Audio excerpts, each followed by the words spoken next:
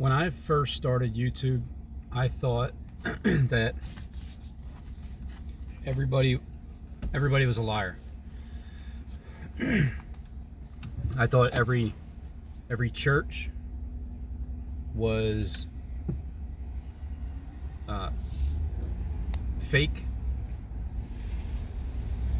I thought that every pastor had a ulterior motive. My mind has changed since then, but it's not like all the pastors that are up are. Do they really have your best interest? Or are they just doing their job? Their job is just to read whatever it is that they're given. But then I realized, well, wait a minute. There's certain people on the YouTube platform that they do their whole sermons, as Kim Jean would say, you think the whole world revolves around you? Who do you think you are? Are you revolving your sermon around me, Kim? At any time, is there certain thing, even if it's just one passage that's directly referring to Robin's Hood? Because Kim Jean has like 300 something thousand subscribers, and when you have that many subscribers, it just looks like you're very important when you have all those people commenting to you. And the only comment you love is your own. But hey, you must be busy with all those commenters. But I also realize that people can buy commenters, and they can buy subscribers, and they can make their channel look like it's more important than what it is. People have accused me of the same thing when I had, when I was first starting out with about 16,000 subscribers. That one channel that was so obsessed that made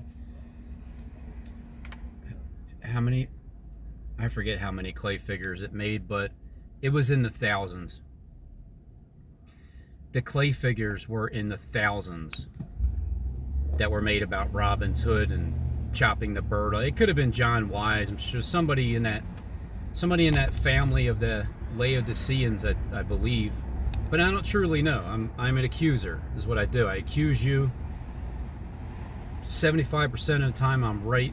The other portion I'm wrong. I'm sorry if I'm wrong about my accusation of you. I'd rather accuse you of what you're actually doing. So then I've learned over time that these big time channels, even from the beginning with Richie from Boston, not a robin, not a bird, not a robin. And yeah, I know, right? And I didn't realize back then that there were so many bird watchers.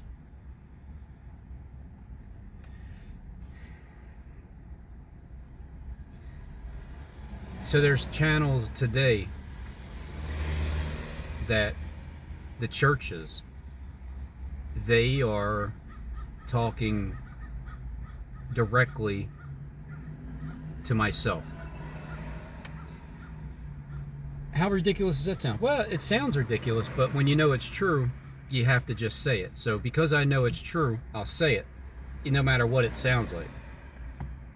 Because again, that's part of the X factor, which is this is a medium YouTube witch platform, searching for the witches and looking for the future, and because I know that you all have, whether you have the exact script all the way to the end, or you just have portions of it, or whatever the case may be, because I don't think all of you know the truth, because I can tell that some of you just don't.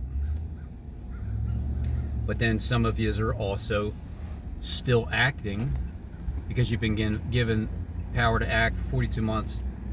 And within those 42 months, that 42-month period, you've come across my channel and I've influenced you to think a little bit differently. That's all. Just a little bit differently. I'm not even saying anything about stop doing this or stop doing that, because I realize that there's a timing for everything, and that when the time is up, then you'll stop doing what you were hired to do. So in the meantime, you got to do what you got to do all the way to the very end. So for the one side that your intentions were evil all the way through, and then at some point you came across my channel, you attacked me, you lent out all of your aggression on me, even by people making videos about me and mocking me and saying I'm a liar and a robotoid and a tranny and all that, whatever else you can throw at me. That alone may have helped convert your heart from being super stony to less stony. And then before I joined the YouTube platform, even back in 2011, my perception of what Jesus, who he was, it just didn't seem fair. It didn't make any sense. Why is it that this one person, he's walking the earth, everybody's harassing him and bothering him and gang stalking him, but I didn't realize what the gang stalking was back then. And then he's doing all these miracles, right? And there's people watching him do the miracles, but yet they're still accusing him of stuff and not believing in him. It would get so frustrating for me to even read the Bible or watch movies about him, and it's like, what don't you people get? You don't believe he walked on water? Well, neither do I, but I mean, I guess, it must mean something else. I don't know. How do you walk on water? Well, it's impossible. You can't unless you have some kind of water boots that I was trying to create the one time and walk on the water like that. Or if you're Kanye West, then you can walk on water with the platform underneath. Then I learned, even up until today, I learned that Kanye West, that's not really what he looks like underneath of that. He's a multiple of other people that are famous, and that's what a lot of yous are. You're a bunch of different people under skin bodysuits that look exactly identical to human skin. But that's because our creators, Satan, he rules the flesh, right? He created the flesh. God created the spirit. God is spirit, Satan is flesh. I am a creation of God and Satan in the same vessel. My body's ruled by Satan, and the only thing I can try to do is feed it less. I can't stop feeding my body or doing away with any pleasure whatsoever, but I can limit it and just gain self-control with it, and that's all you can really do. So people have thought that Jesus was walking around telling them what to do, and honestly, I didn't want to follow him because it seemed freaking boring.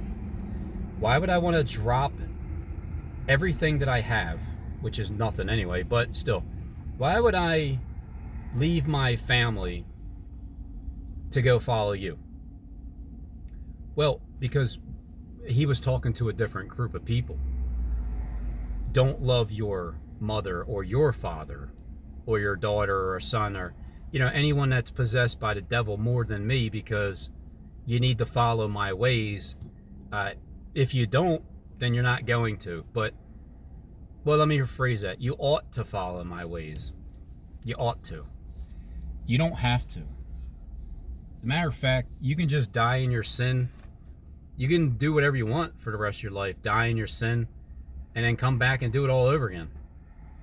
Or you can follow my ways, and then when you die, you're getting salvaged. You're going up. You're going to rest. But in the meantime, while you're on earth, following Jesus' ways. Well, who is Jesus?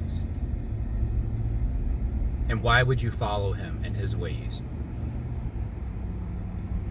Well, number one, I was told you have to give up everything you own, leave your home, follow him in the wilderness, in the sand where there's no electricity, back in that time period of what we're perceived to be when Jesus walked the earth 2,000 years ago. And we're not going by a day as a year and a year as 1,000 years algorithm. We're going by literally follow him, homeless, give up all your money, forget your job, leave your family, your wife, your son, just, basically, if you're a father, be a deadbeat dad, leave them. If you have a wife, be a deadbeat husband, leave her. Follow Jesus in a literal sense, and then you're going to get killed in the end. Yeah, no thanks, Jesus. I don't want to do that. So I don't blame anybody for not wanting to follow Jesus, because you know why? They were taught wrong. The Bible was interpreted wrong. The Bible was purposely meant to have Jesus to be Satan himself and say, follow him. Because if you believe you have to give everything up and literally go follow somebody, it's ridiculous. Therefore, the interpretation is incorrect. It's more like following him through surveillance and leaving the ways of how you lived your life, giving into the flesh, your first impulse reaction, giving in to the flesh, committing a sin with whatever it is. Well, if you follow Jesus, then you'll consider fasting once in a while from whatever it is that you do all the time.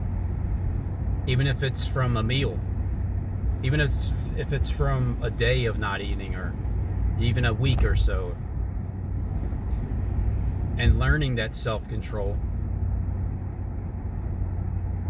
then what you'll do is the next time you have an impulse reaction, let's say you have a overeating problem. Well, if you fast periodically from whatever it is that your pattern is, you'll naturally lose weight over time. And then patience. So Jesus was someone who was patient but yet frustrated and suffering for a long ass time. Didn't seem fair to me. Why would you kill this dude? And not only that, why would he let you kill him? Why would he go around loving people, right, who hate his guts? How could you possibly even do that? Well, I've learned now that the Gang Stalking Corporation, the natural instinct of the people that are controlled by that spirit, has a embedded hatred towards you already. Because when I go into a store, right, and I open up the door, if I see somebody coming behind me, I'm going to wait. I'm going to at least hold the door open so they can grab it. Or sometimes I'll let them walk through the door. Usually if it's like one door, because I don't want to force people to think they have to open up the second door for me just because I opened up. I don't want people to be forced to even something as simple as opening up a door.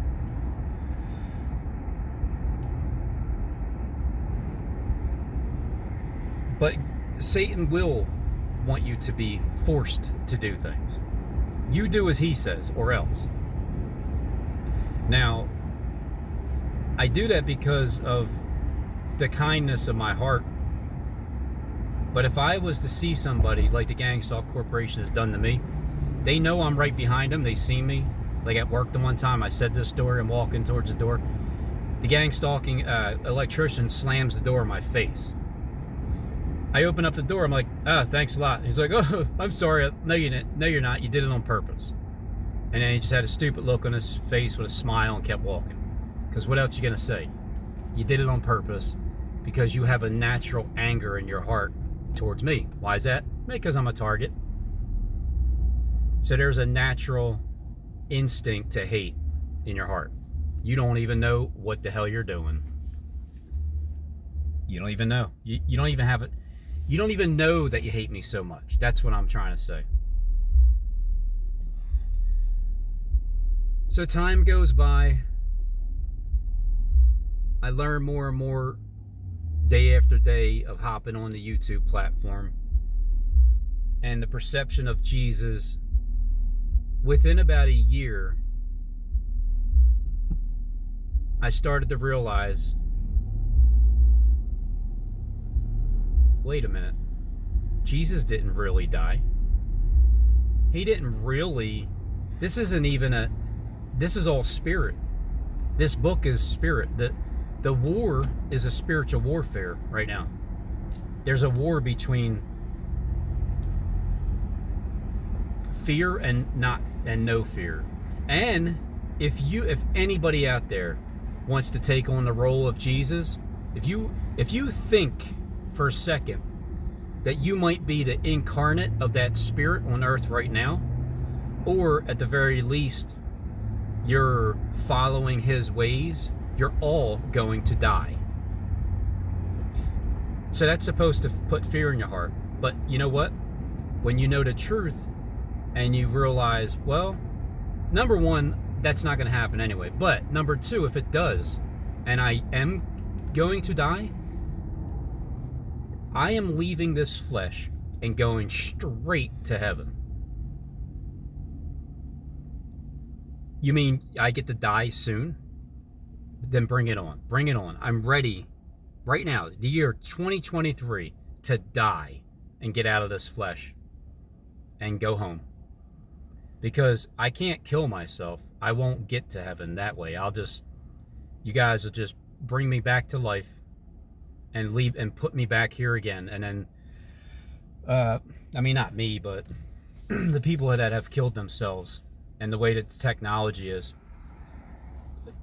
Just like that Asian mother goddess over there in the church of Sardis, who reminds me of Kim Jong because it's over there in a place with the earthquakes. And if I'm wrong, I'm wrong. Whatever. It's just how I perceived it with Paul. Just Tiller? I just call you Tiller. Paul Tiller. Paul Tiller. How I interpreted it is, he just may be talking about Kim Jong because he is a church. He is over there in San Diego, San Jose. And he's Asian. Not that I even really believe that he really is Asian. It's just just a woman behind another mask, a bodysuit. You're other people too. But for the sake of scriptures being fulfilled, these churches have to play their role and look the way that they do. And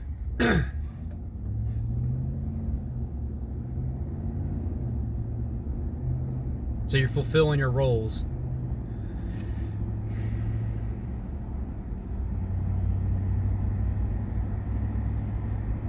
And playing the part.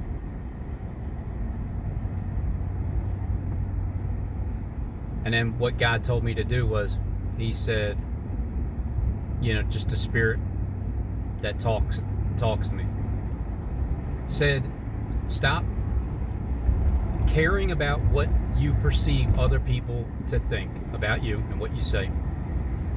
Don't worry about offending these top giant channels, because after all, Skip said the giants are coming for you.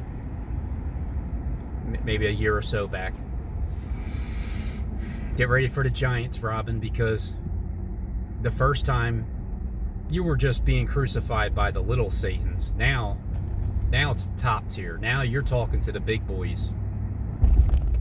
So don't worry about what they say or what they think, if you hurt their feelings or not, if you're talking about them. Just whatever reminds you of anything, say it. Because in all likelihood, it's right. You're right. You don't know how you're right, Robin, but you are, and just keep doing it. So I keep doing it. 6 years almost. Do I get the rest after six years? I mean, is there going to be a great revival awakening coming in April? Passover? The final time that they pass you over? Is this the final year that I get passed over? These are probably random thoughts now. Kind of forgot where I was. But to me, my life feels like it's put on hold right now because I'm following Jesus. It's not that I sold everything I have or I have left everybody behind and went to a distant land, because I'm still right here, but I'm not exactly here. So to me, with gatherings and or going to parties or any of those things, I'm just not interested, because I live in such a different world right now that's more real than this fake world right here that we're living in. It's the realest world, but it's in spirit. And it's too frustrating to try to explain it to anybody because they can't see it. And it's a long process that I know it's coming. It's gradually, it's way longer than I thought or hoped for. And in the end, I don't even really know what it's supposed to look like. But that's because I can't predict the future. I can only tell you what I feel like is sort of a roundabout way of what's coming. Because I'm not getting all the information, or is everybody speaking plain English? But it's not that you're hiding anything. It's just, it's a way of proving that God exists. It's a way of proving that His power. It's a way of proving His Spirit, how it works through people, and how you can communicate without ever even talking to each other. And then the X factor on my end is talking directly to you, naming you so you know who I'm talking about. And then when I watch your channel or your next sermon in your church, there's going to be some things that are lining up with, like a golden picture, just painting a perfect portrait of a golden picture from birth. Funny thing about that portrait of mine is that I just came across it this year. I've seen it before in my mom's house. I just never really examined it. I never would have examined it if Jonathan Kleck didn't teach me the other portion of the Spirit, being able to see things like that.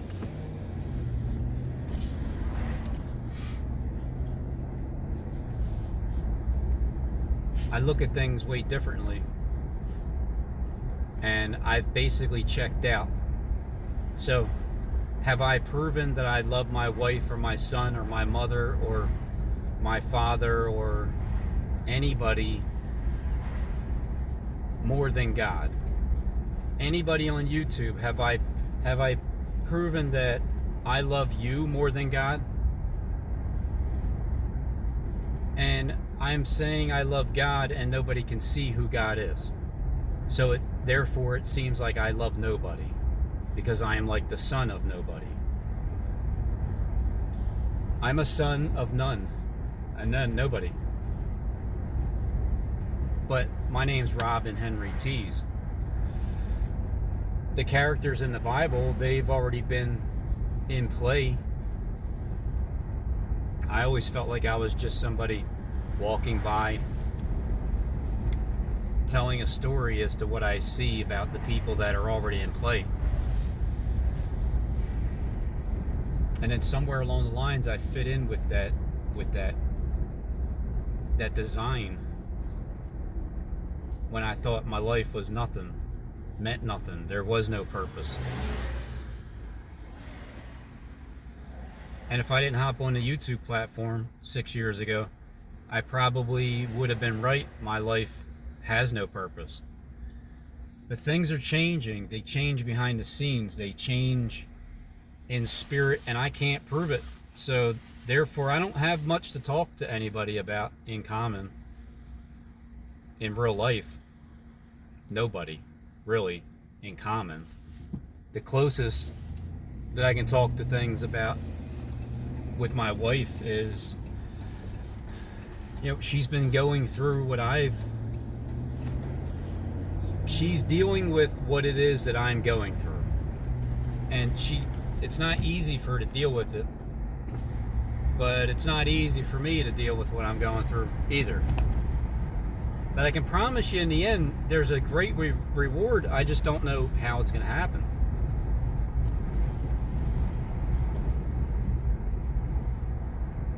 Because if you're a week ahead of time walking down the same exact street that you're going to walk down at the same exact time, you don't know what cars are going to cross the intersection a week ahead of time.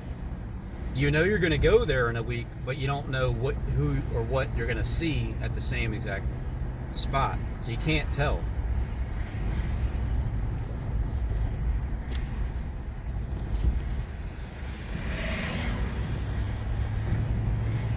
When you have nothing in common with people, what is there to talk about? Sports? I don't follow it. I only followed the Super Bowl. I can only give you an accurate prediction moments before the event is there, moments before the circumstances happen, moments before your final breath. I can tell you, I'm getting ready to take my last breath. But until then, I don't know. So I can only speculate and just keep talking about whatever. Doesn't matter. Doesn't matter anymore. I used to care. I used to think. I used to be concerned about whoever you are on the other end, what your thought is about what I'm saying at this exact moment. But what I'm saying at this exact moment, you don't even hear it yet because I didn't upload the video. So really, I'm thinking of future thoughts of people's mindset as to what they perceive when I'm talking. What do they think about me? And so then it comes down to, well, who's listening at this exact moment? Hello there. Hello through the AI camera hole.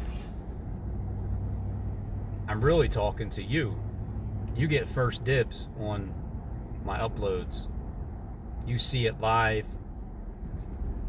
You hear and see what in my life, what I do when I push the pause button. You see if I'm the same person pushing pause or not pushing pause. I may be a little bit more comfortable talking this way because I'm uninterrupted. There's no spirit around me that's trying to disrupt me from what I'm trying to get my point across. It's very hard to talk to my brother Billy because, as I told him the other day, I said, I don't know if you realize, Bill, but you don't let me talk, right? And you cut me off a lot as I'm talking. And on top of that, as soon as you start talking, I can tell it's going to be a long story. And what you do is you selfishly talk too much and you interrupt me too much. Just so you know. I'm not mad at you. I'm just letting you know what you're doing. And that's all I can do is tell you like that. I'm not hating on you because of it. I'm just letting you know that it can get frustrating trying to even talk to you about anything, especially if there's a disagreement. I mean, forget it. You're not getting a word in, because that's what that selfish spirit is, and it doesn't even know. My brother doesn't even know what he's doing. But the spirit knows what he's doing, because he's controlled by a spirit. So I talk to people through spirits. You're all in different stages of your life with what you're doing. Some are spiritually dead, and they may never be alive. But my spirit's fully, completely alive, and I just want to share it. And the only ones that listen are the kings of the earth. But it's invisible. So there's wherein lies the problem. That's the problem I have to work on. Patience. Patience. Just relax, Robin. Time will tell. It will get there. These big timers, they're finally going to start talking to you directly. It's going to be no more hide and seek. And the way that's proven is,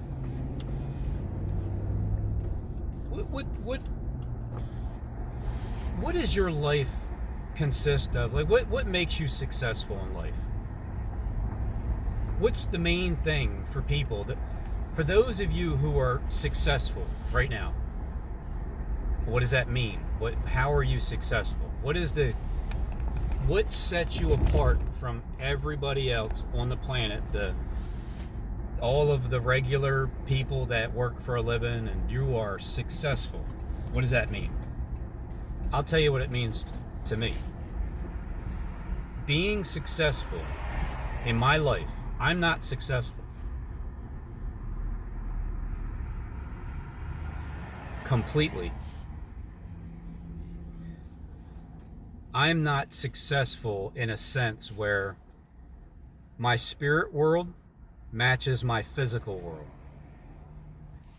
The elite on the other end, before I showed up, I'm pretty sure you are incomplete as well, where you have everything in the world. Everything, anything, whatever it is you do. There's not one thing that you can't do in life, because you have the ability, you have the access, you have the funds, you are successful. Success. Oh, it's not about money? Oh, well then you tell me, what is success about then? Huh? Following Jesus, that's successful? Yes, you can do that. You can follow Jesus whether your life is successful or not. That's not going to bring you success. That's just going to bring you a portion of spiritual rest where you're not fighting with yourself. You don't let things bother you as they used to. You don't indulge so much in certain things that you know you're out of control with, but you can't help yourself. But you can, because you don't want to. You can put it away. You can lead a heavy burden upon, you don't have to leave it upon somebody else. You can put it away.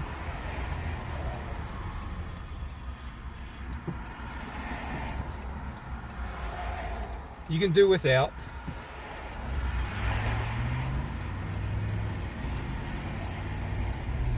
But why you're successful? You already have the dream of what Jesus wanted when he was on the earth walking, before they literally nailed him to a cross. Slow car. I can tell it's a gang stalking slow car. You can just sense those things ahead of time. Or I can anyway. Because what you do is you see an action. As soon as you turn up a street, and then you got Mr. Slow Bob Sponge Pants, and he's like, no, I'm just doing the speed limit. 2 miles an hour. That's all.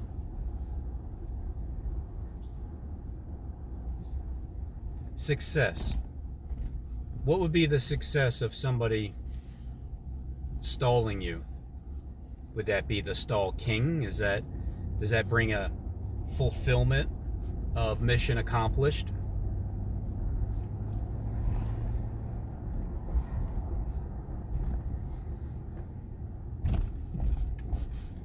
And then if it's just somebody that's driving slow and that's how they drive, then there's that too. The point is, what I've learned to do is talk about the things that I see and leave out my feelings. Put the feelings away, because you could be wrong. You could be perceiving something wrong. And then when you find out that you were wrong, don't you feel kind of stupid a little bit? You may feel stupid for a moment, but then you'll keep doing whatever it is. Or I may have been influencing you for the past few years a little bit too much, and you might think twice of that same action that you're getting ready to do, because you do feel stupid, because it is known, it's true, it's revealed. And that's what I do with when I say I'm hanging with Jesus, I'm walking with Jesus.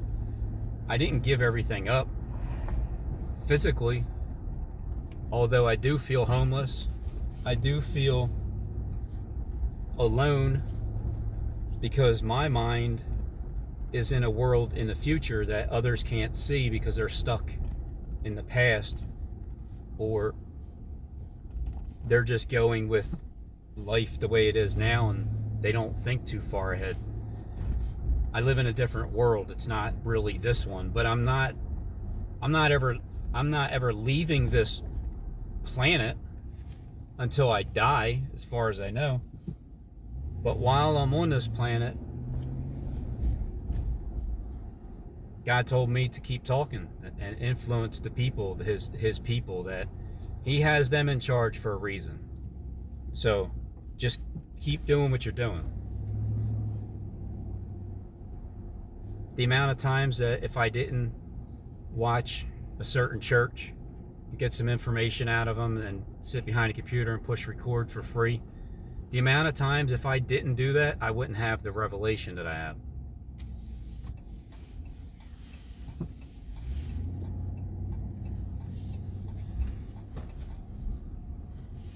I did it again, didn't I? I forgot to get the poop bags.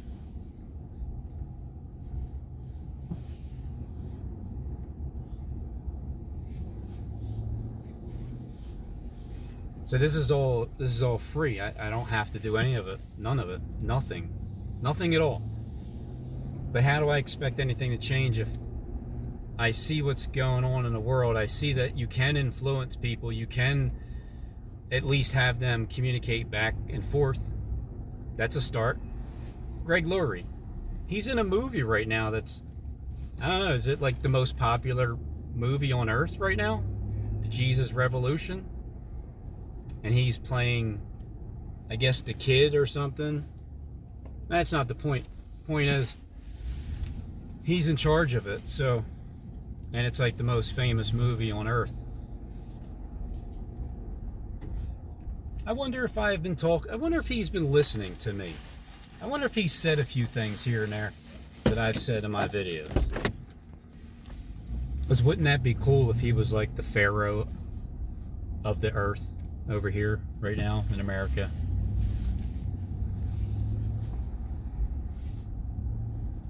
And I don't really know truly if people are paying attention to me. I don't really know. Although in my heart tells me it's true. My discernment tells me it's true. And what proves it is the conversations. It's true.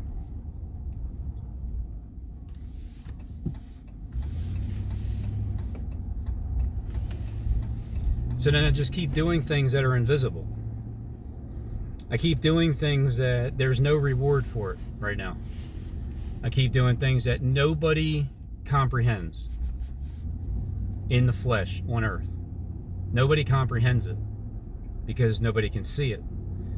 The only ones that can see it are the ones that I talk to in spirit, in private, because there's no evidence. So there's that. There's the X factor. It benefits the whole world. It benefits the earth, everybody in it. Trust me, it does. Or don't. Doesn't matter to me. You can like, share, subscribe, or don't. I don't care. Although I really do, but I don't really care. I don't care if you believe me or not. I mean, I really do. That's why I said it, because it's in my mind that you don't You don't believe me, and I care about it. But I don't care if you believe me or not, because it's exactly what I care about.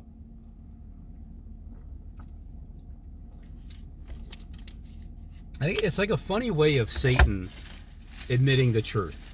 It's kind of elementary in a sense. How Satan will say things, and how he gets his people to admit things, and it's like I almost feel bad for him when they're admitting things in that language to me directly. You're admitting what you did, but you're not saying it directly, but you are. To me, you are. But to everybody else, it seems like you're lying, but to me, you're not. It's quite an unusual circumstance I get to go through. Boogums. Boogums.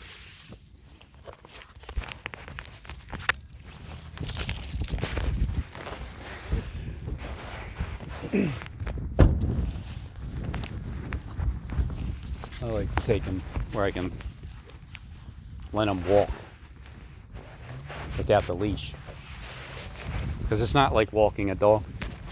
Walking a dog in a park shouldn't involve being yanked and pulled everywhere. It's not a walk in a park.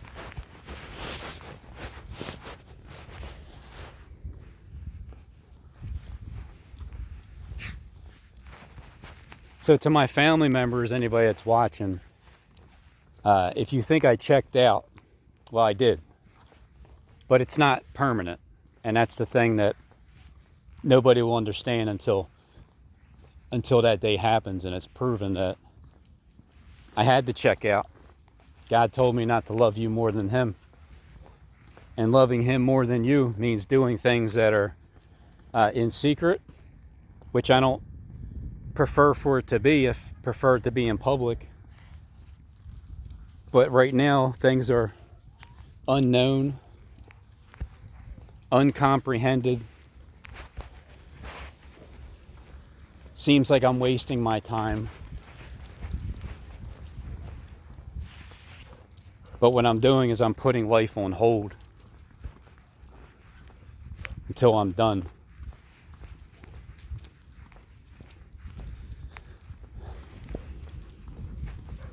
So I don't know. I heard it was a 7-year period, but when does that start? I hear there's a 3.5-year period somewhere along the lines.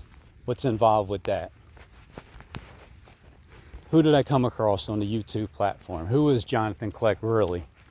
Which one? Is there a few of them?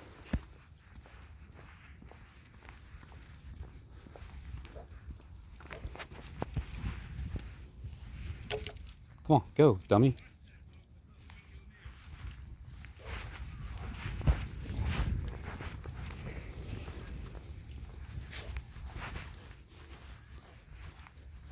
I feel like I came across a couple different Jesus characters.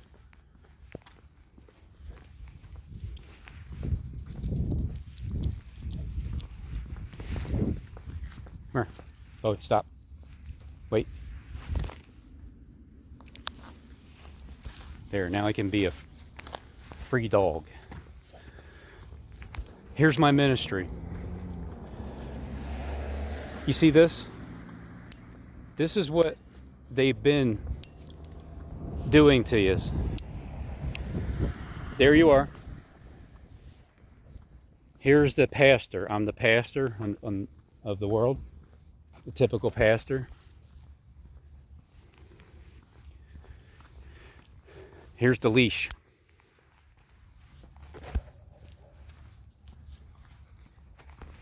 Here's the way you should be.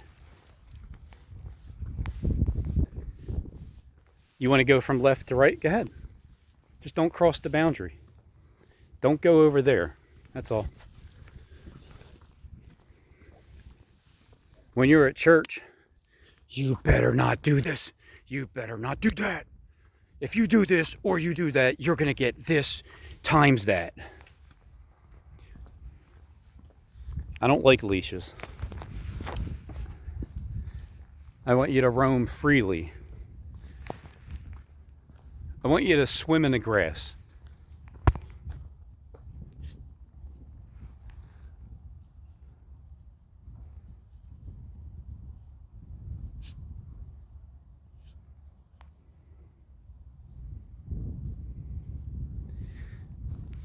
That's how I'm going to feel when I win the lottery. Because I'm not going to have to wake up ever again and do something I don't want to do. Come here, buddy. Sit. Sit. Sit.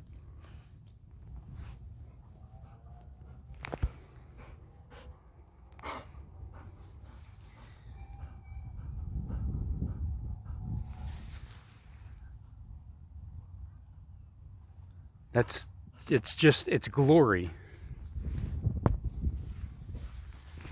It's dull glory. So that was like is this thing zoomed in?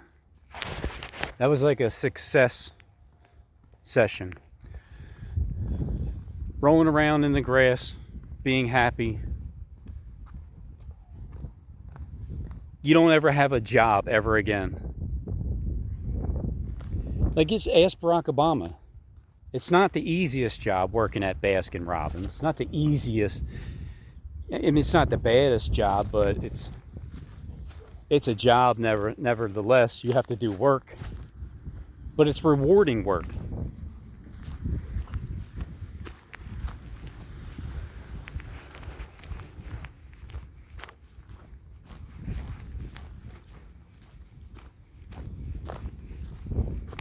Bowie, come here. Come here, I have to put you on the leash.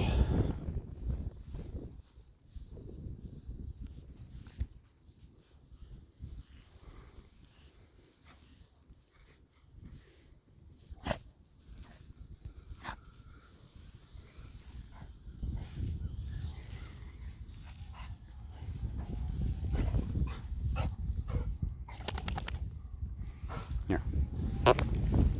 I could have just interrupted him, but that would be cruel. That'd be animal cruelty if I put the leash on him.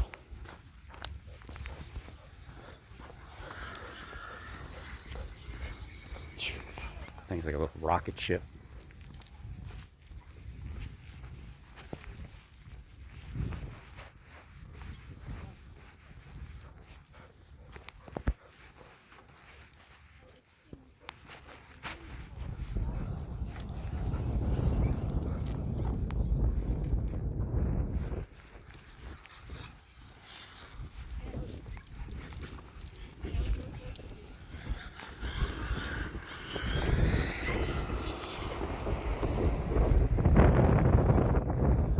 Going like 100 miles an hour.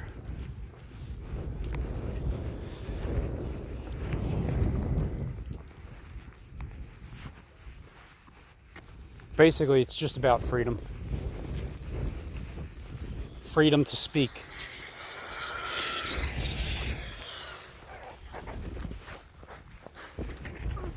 Nice. The freedom to be yourself. Can you be yourself? Well, a call for an uprising is starting to be himself. Norma.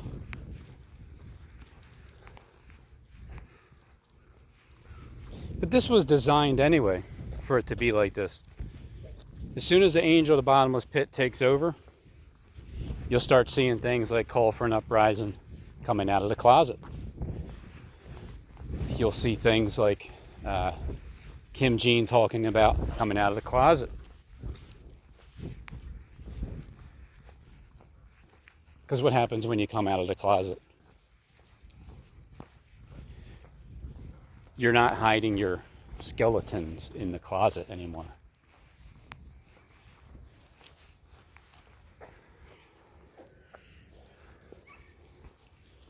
And then when you can finally be yourself,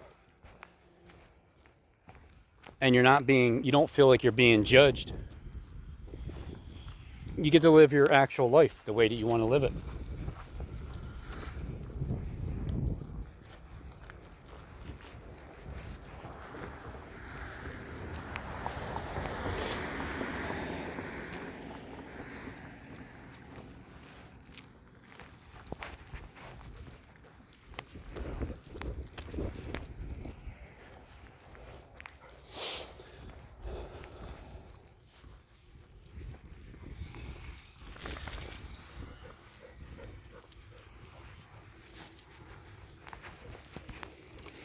The zigzagger. Always zigzags.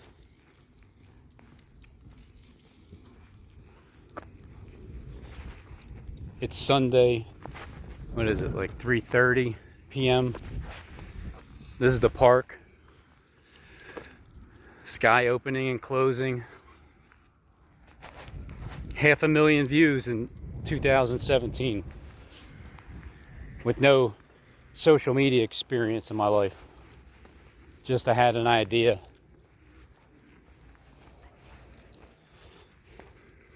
My wife had an idea, making videos about spotting security guards in Walmart. I did a few of those videos. One of them got 3 million views to date with no experience. Just spotting security guards because I was a criminal my whole life, and I can tell what it's like, what it feels like to be watched. And apparently I was right. And then from that moment I just got attacked viciously. 2018. That was the year of just realizing that how fake people can really be. How or just either fake, or you can look at it as great actors.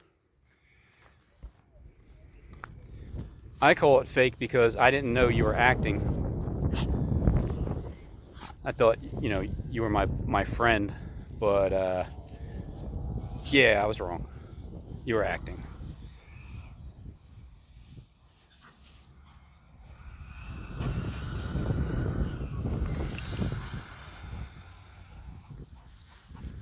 That sure does ruin the peaceful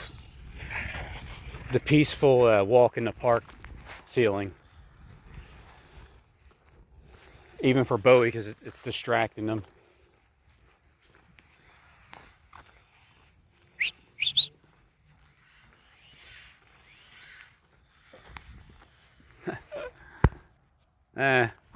He's stuck on his belly.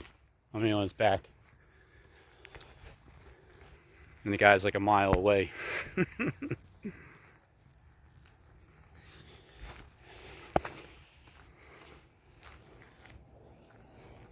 But yeah, something's going on because the movie coming out, or that's already out, it's a big deal because everybody's talking about it. Now, are you really going to follow Jesus from that point on after you're done watching a movie? Some people may, but who are they following? They're still following their false image of what Jesus really was. What he really did. Like the actual way of what death means when he was crucified at a cross. When you're crucified at a cross, you're also crossing over into another way of life.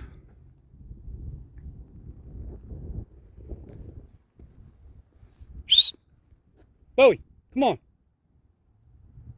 Yo.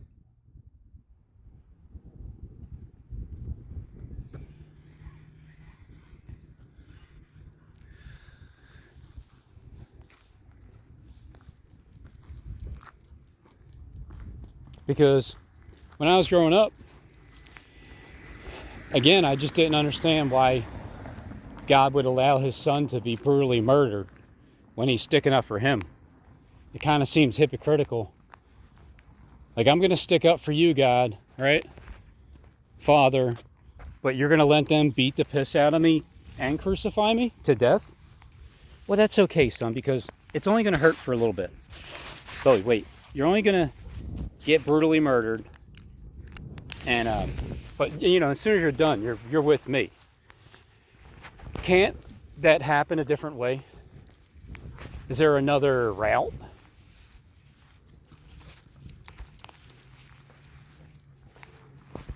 No, boy. You have to do it this way. All right, well, I don't agree with it, but whatever. So then you follow a false image. you follow someone that kind of seems like they were passive the entire time and scared, fearful, having no balls,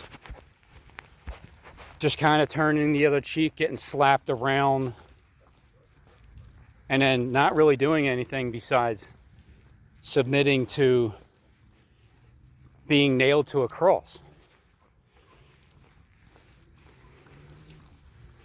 There must be another interpretation for being nailed, like nailed, fastened to a sure place, something like that. How even the word field goal can have a different meaning besides a slang term of a field goal, when the real term is goals on the field. So even simple words have a completely different interpretation to it that can line up with more of the reality.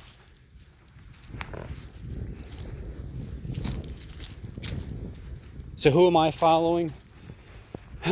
I'm following Jesus. This is what following Jesus looks like. You still have a job. You still have a family, a life. You're still in the world. You're still walking the earth. You still struggle with the same thing every other human being struggles with, following Jesus. You struggle with your flesh. You struggle with overindulging in things. You struggle with irritation and anger and the gang stalking tactics and Satan's minions. You're following Jesus it's the opposite of the gang stalking corporation following Jesus. They follow him because they're like the way Boldly said, with his middle finger pointing towards me down that day by the river on Halloween night. How fitting, I'm there with the demon. As he says, I'm a follower of Jesus Christ, pointing his middle finger at me. What are you saying? I'm Jesus Christ? I'm Robin Henry T's clown. And you're a minion of Satan doing his bidding.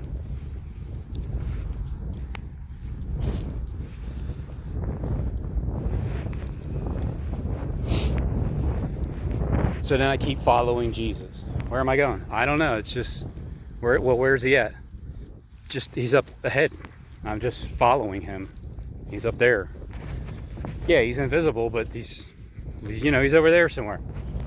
So I keep following him. There's no actual reward as you're following him. It's only at the end when you're done. There's the reward. So I keep following him. I'm going in this direction. Tomorrow I'll go in that direction. I'll try to stay patient with things.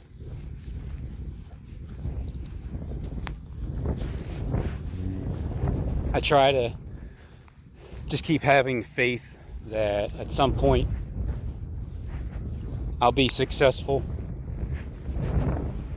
Because no matter what I do in this world, if I die at an old age and there's no actual real retirement, it's all my own decisions, because what are you supposed to do when you have no guidance in life as you're growing up? You do what you want, right? When you do what you want, you don't make the right decisions. The longer period of time in your life, the less time you have to make, wiser decisions. Your life is running out. So if I wind up living just a simple day-to-day working type of a life, paying bills, getting older, there's not much money to be made. You can only make a certain amount, really.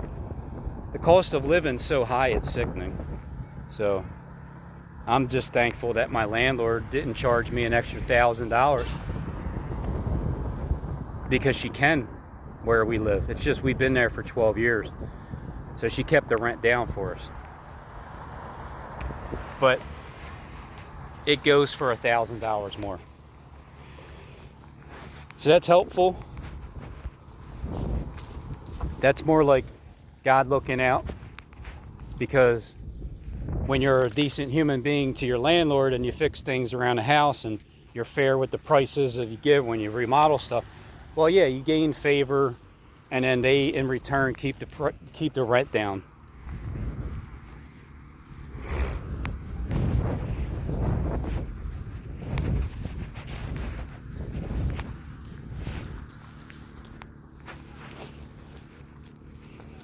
It's not that God did something in a snap of a finger. It's just you're following Jesus' way.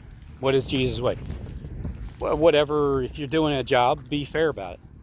If you're living under someone's roof, cut them a discount. Why do you have to make maximum dollar for the things that you do? That's following Jesus. It pays off later on. 12 years later, instead of paying $3,100 a month, we're paying $2,000 split between the three of us. When I used to pay that all by myself for the past 12 years.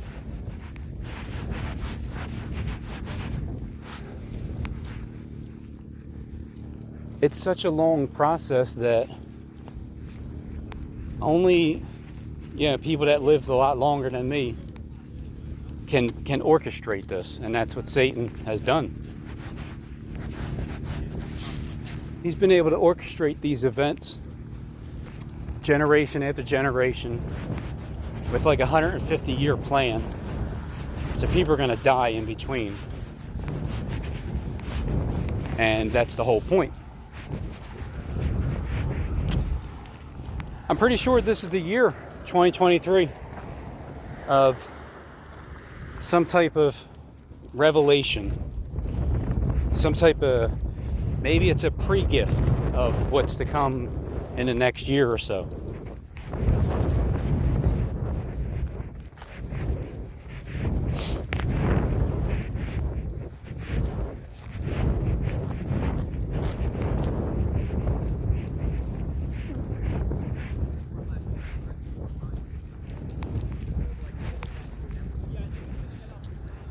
I mean, I like car shows.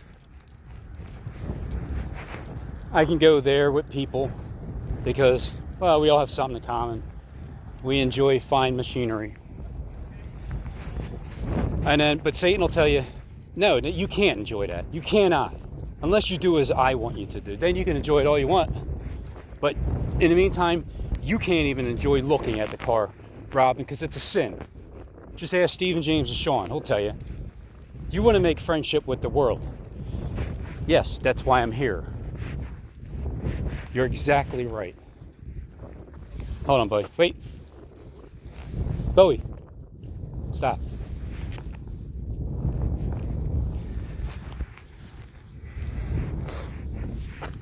This used to be Stephen James, right? That used to be me. He used to try to put me on a leash. You know what happened? I broke loose. I freed myself because he was the last one that could try to brainwash me. Once he failed, I mean, next, you want some? I don't think you understand. I just had it out with Stephen James for a couple years, and I'm still here. So apparently that's the victory.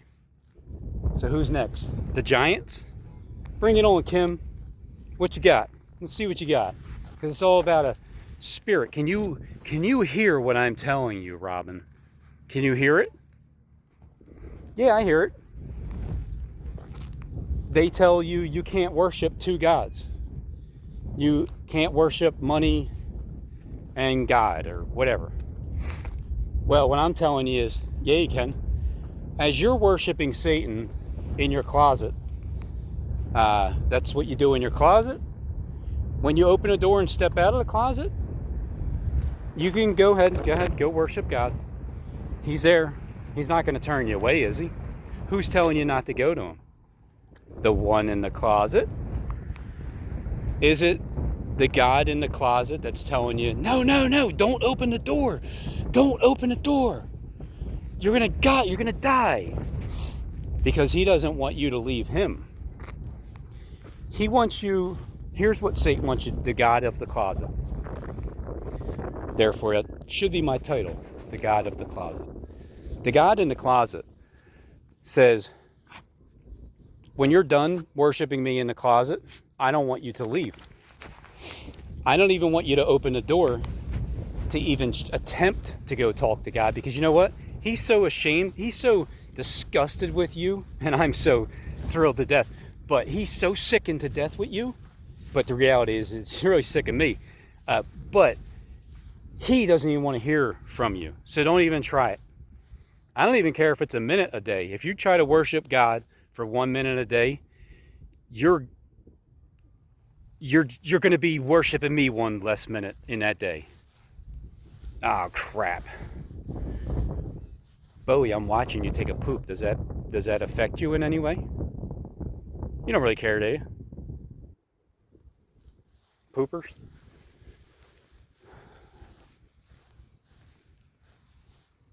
So it's a perfect segue.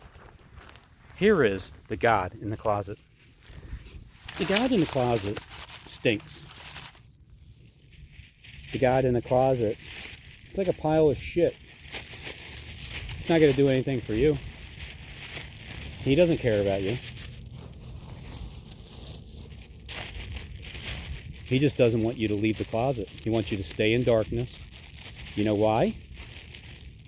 Because God said, hey, if you're in the closet, whenever you come out, we'll hang out. I'm not looking to do anything sexual with you. You want to talk? Talk. When you're done, you're going to go back in the closet. All right? I'll see you when you come back out. You can do that time immemorial until the day you die. I'll always be right here to listen. Even if you worship for 1 minute, it's just 1 minute more than you did before.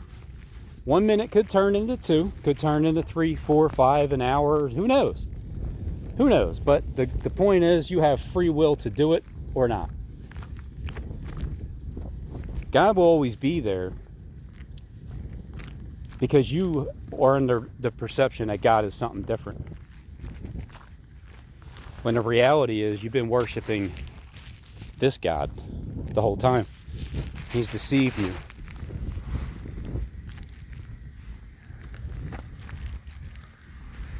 So now I have the God of the closet in my right hand, right now. And what I'm going to do with them is I'm going to throw them in the trash. And I'm going to let the natural resource system take care of it. I mean, who knows? They may just take this. They probably just recycle it into dog food once all over again, and dog's own poop basically feeds them. Because what do you do with the poop that flushes down the toilet? How about my toilet? Anybody eat poop lately?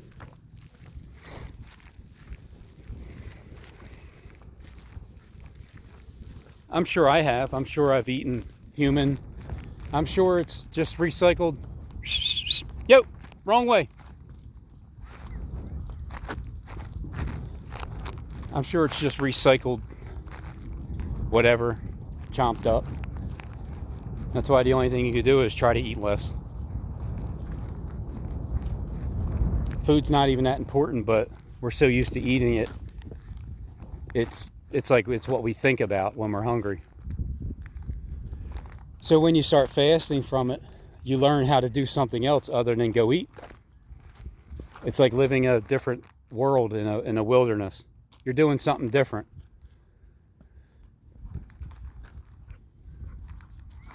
And then when you don't act on your first impulse, yeah, the closet's there. You're going to go back into it. You're going to go back into the closet until the day you die. You're going to come out of the closet until the day you die. Regardless, how many times are you going to go in and out of that closet? God's always going to be there. And so will the poopy God. He'll always be there for you too when you open that door back up. He's just going to make you feel guilty when you leave. God doesn't. God doesn't even make you feel guilty when he knows you're going to go back into the closet to go do your thing with your God. It's just when you're done, he's willing to talk to you at any point. That's what the true God is. Because he knows that even if he can get you for a minute from doing your fleshly desires and not withstanding from it, but even if you do it for a minute, he's able to plant a seed, and that's the whole point. How long does it take to plant a seed? Seconds. You can be here for 10 seconds, he planted a seed. It's about seed planting. Come here. Wait. Come on. Kind of hard with shit in the hand. I have AI and the poop God in my right hand.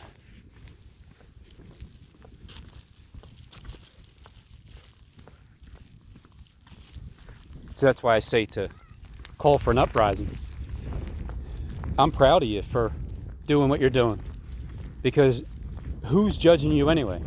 What are you going to do? Are you damned to hell? Isn't that where we already are? How much further can you go? How much further can anybody go? So what do? Well, you might as well just be yourself. And even if you come out of that closet and you can commune with God for a few minutes, praying is more or less talking directly to the Spirit. Talking out loud, kind of the same thing. Praying out loud. Who am I talking to? Well, myself and Satan and everybody that has the ability to surveil you and listen to you in private.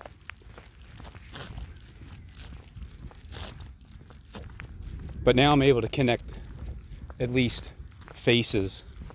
Even though you have different faces, different facelifts and masks and stuff, there's still channels. I can still put a face to the channels that I'm talking to now.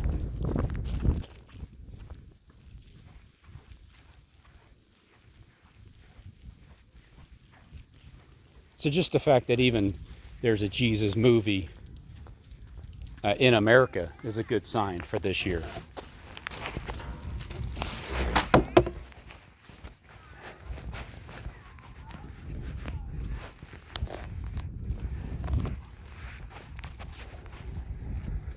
Some people like talking in front of people. It's never been my thing. I'm not saying I'll never do it, but I'm saying at the moment, this is basically what it feels like when I push the record button. Here's who I'm talking to. Nobody. Even though in my mind this place is packed, but to the outside world, this is what it looks like. So this is what when people see what I'm doing, this is what they see. That's why I don't really hang out with them too much.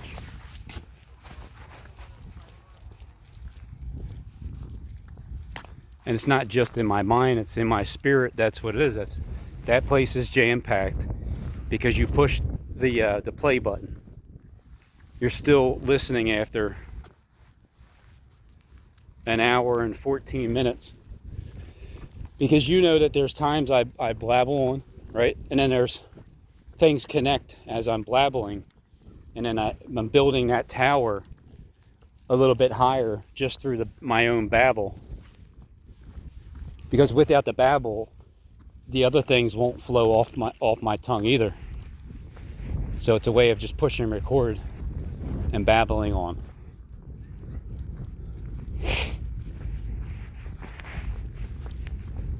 I'm not successful yet because I'm not at rest.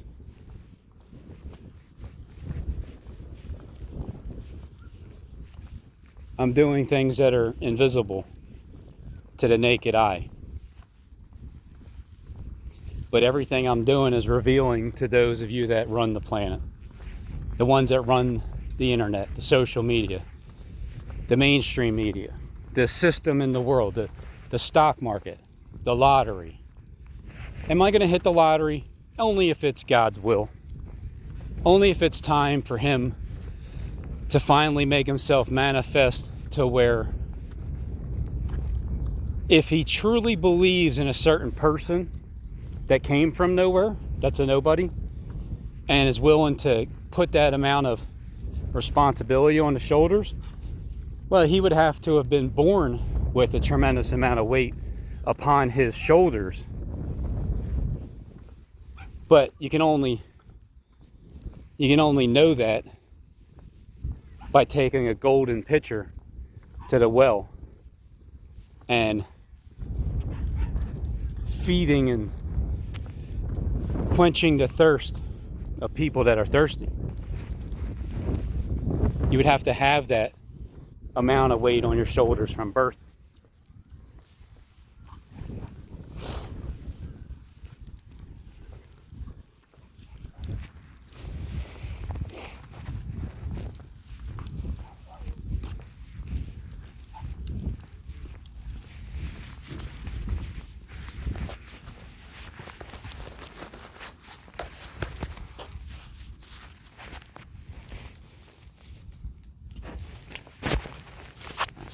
Bugs.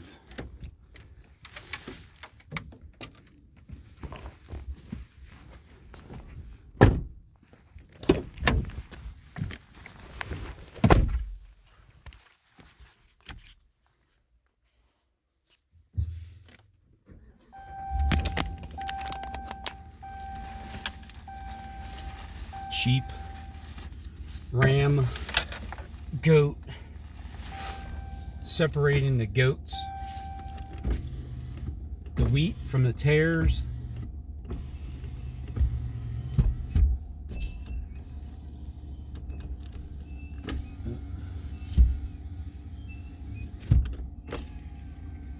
Too many bugs there.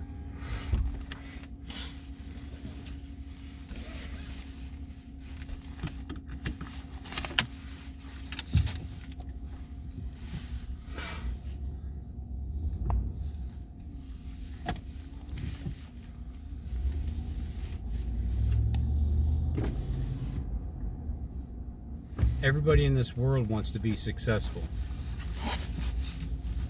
Some people think that if you have too much money, that's demonic. You're gonna be demon possessed, because the love of money, that's the root of all evil, Robin. You love money too much. No, I actually hate money itself. I hate what it has done to people.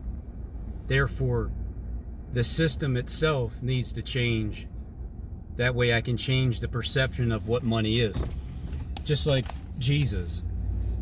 Changing your perception of what you believe him to be, because you've been lied to your entire life. And the churches are taught, well, it's like, if you want your church, you want to make money like that, just teach the way we tell you to. So you'll teach in a way which is to misinterpret the Bible.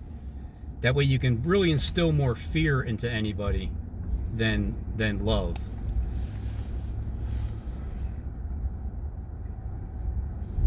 I mean, I was told a couple times already that they're going to kill me. They're going to kill me. They're going to smash my face in. When they find out who you are, they're going to bash your face in. That hasn't happened. Don't you know who I am already? Oh, that's coming at the end. All right, well, I can't wait. Because if you think you're going to scare me with death, you can't, because I know that this body here, you can destroy it all you want. It'll still get raised up. Don't fear the one who can destroy the body, but the one that says, nah, we're not taking your soul up to heaven. Rabin, we're not going to do it.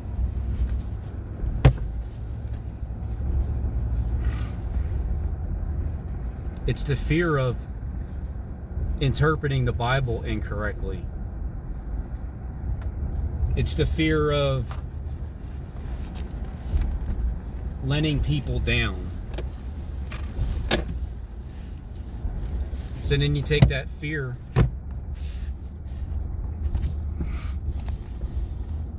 then you just face it. Just face the facts. It gets rid of your fear.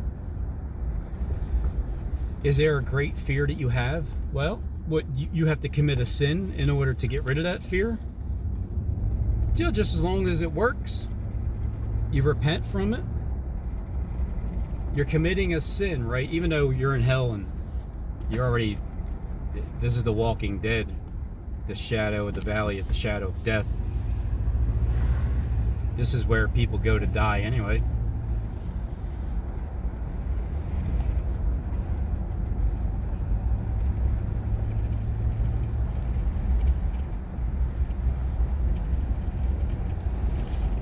So I guess that's how Satan felt.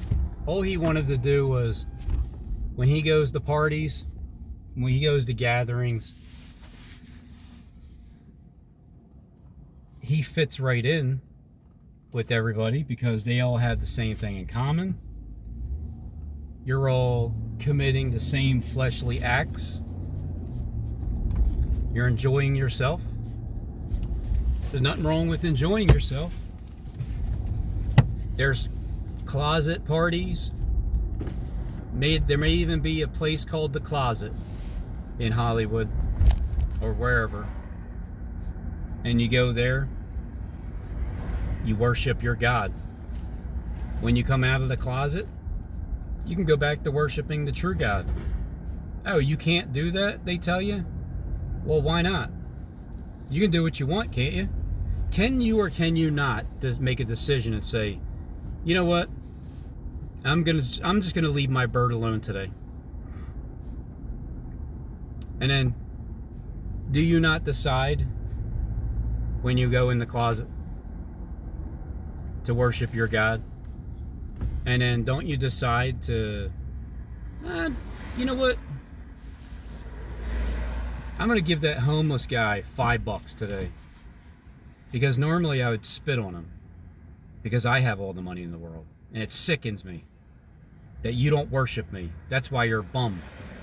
Why do you think Jesus was so poor? Because he didn't worship me. Well, newsflash, he wasn't poor.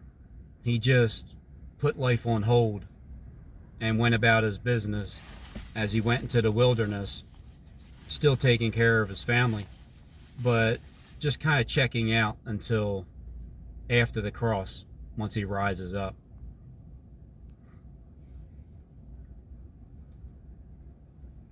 The second time. The first time is unseen, it's all in spirit. The second time is noticeable because the world starts changing because of it. You start seeing movies like The Jesus Revolution. What is it about? I don't know, I'll find out. I'm sure it's well produced. I like The Chosen. I like Jonathan the actor. Maybe that's Jonathan Kleck. Who knows? I don't. I just know that people are behind different masks, and so whoever Jesus is in The Chosen, well, it only makes sense that he would have a YouTube channel and he would be considered a Jesus figure, a Jesus type. Because you only see him, you see him as he is. And then when you don't see him anymore, he gets into his other suit. He becomes his other character. He goes to his meeting. He hops on front of that pulpit. He preaches that sermon.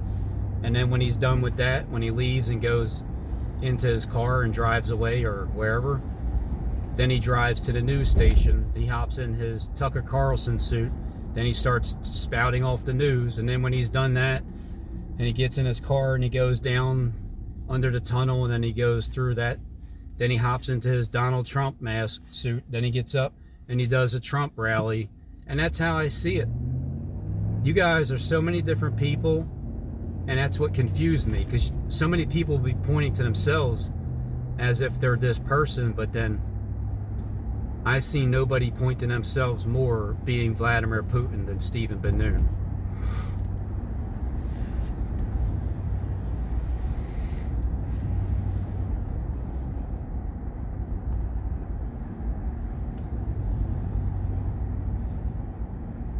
And I'm just one character.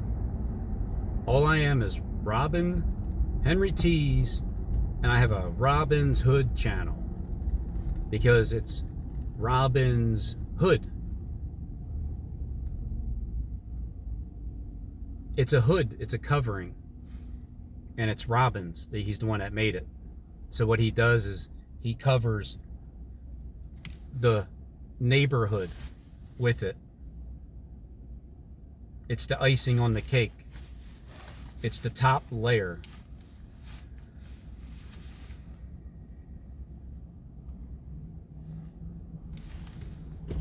You can live without the hood.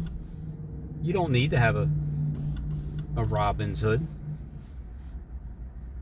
But it sure is a cool piece of finishing product to add to your successful life already. To add to your successful life already.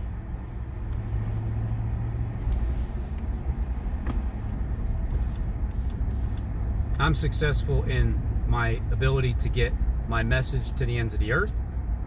I'm successful in communicating through spirit with the kings of the earth. I'm not successful in my physical life, which is what I do day in and day out. Something I'd rather not do. But if I want to eat, if I want to drive a comfortable vehicle knowing I'll get back and forth to work, you know, if I want a roof over my head, if I want to do something in life, I'm going to have to do something I don't want to do. So therefore, I'm not successful in that standpoint. Is it about hitting the lottery? Well, I don't think there's any rhyme or reason to the numbers, besides they're more code for the people from the inside as to who's going to win it next. I don't really think there's an actual pattern. It's just the angel of the bottomless pit. Whoever he's pleased with, he gives it to. He's always been pleased with people who don't worship God and worship him. So why would he possibly give me the numbers when I don't worship him? Why would he give me the numbers? Well, maybe he starts to worship me. Maybe it's like, see that you don't do that. Don't do that. Worship God. But hey, look, I appreciate you giving me the numbers, because it's time to make God manifest into the physical world. Physically. What's the biggest thing? The biggest problem in the world is money, finances, living arrangements. What's the greatest measure of success? If you don't have to wake up and do anything you don't want to do, and things are unlimited, and you can go and do whatever it is that you want, that's successful. That's a successful life.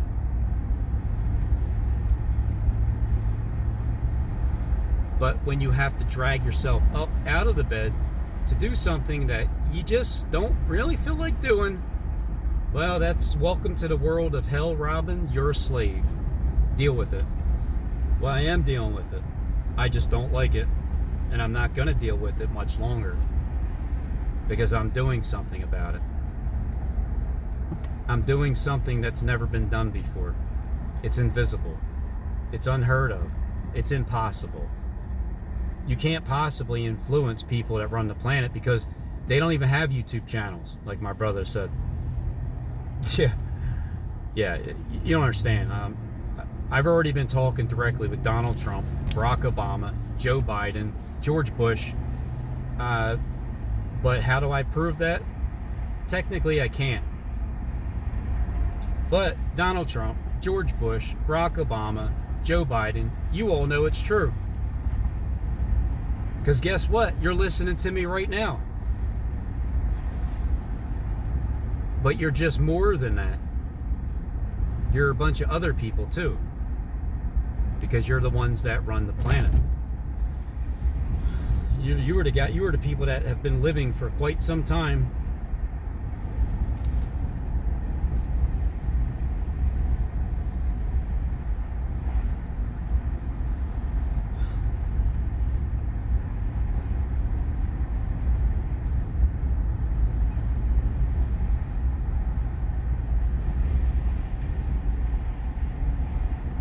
So what you're saying, Skip, is when I win the lottery, I'm going to die next?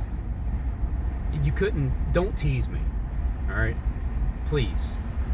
I'm tired of it. I need people to just tell me the truth. Stop playing around. Because I've already heard that before. I'm tired of looking forward to it and being disappointed because nothing ever happens. I know there's more than just this flesh bag on earth. And now I understand why Jesus would make them kill him. He got to the point where it's like, you know what? I'm so tired of this flesh. Here, let me reveal all this to you, to the point where I'm going to make you kill me. Get me out of here, Judas. But the truth is, it was a spiritual crucifixion. And the other one was more of a, not that he physically died, but the tree, the tree of life being crucified inside of Jesus's body, the one that's playing Jesus right now. That would be the Jesus that I've come across, is the one who has shown me the secrets of your internal organs and how things have been interpreted as Jesus being crucified as the tree of life, because he's the spark of divinity and he has to be crucified right side up and in. And that's what John talks about with the Spirit being in, not the Spirit coming upon you. Like when I show up upon your church and I'm sitting there at the right hand of you, I'm coming upon you so that Spirit can be empowered. John was talking about the Spirit coming in you, and that was being the tree of life being crucified within, and as being the holy place. There's two manifestations of it. There's the literal Jesus, and then there's the Spirit of Christ. Two people are going to be doing it at the same time. And then in the end, they finally meet, because the world starts to change because of it. But you can't have one without the other. It won't be fulfilled if there's just one and not the other.